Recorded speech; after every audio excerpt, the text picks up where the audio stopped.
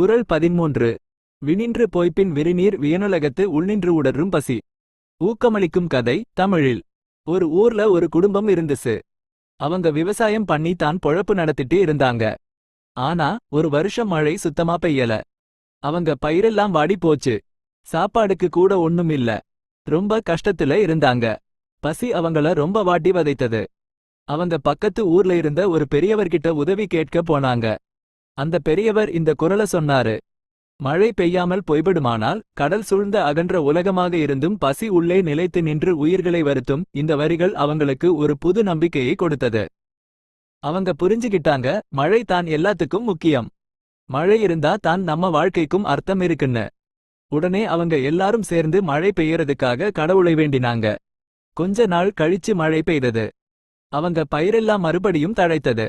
அவங்க சந்தோஷத்துல கண்ணீர் விட்டாங்க. ஊக்கமளிக்கும் கதை ஆங்கிலத்தில். Once upon a time, there lived a family in a village. They were making a living by farming. But one year, there was no rain at all. Their crops all withered. There was nothing even for food. They were in a lot of trouble. Hunger was tormenting them.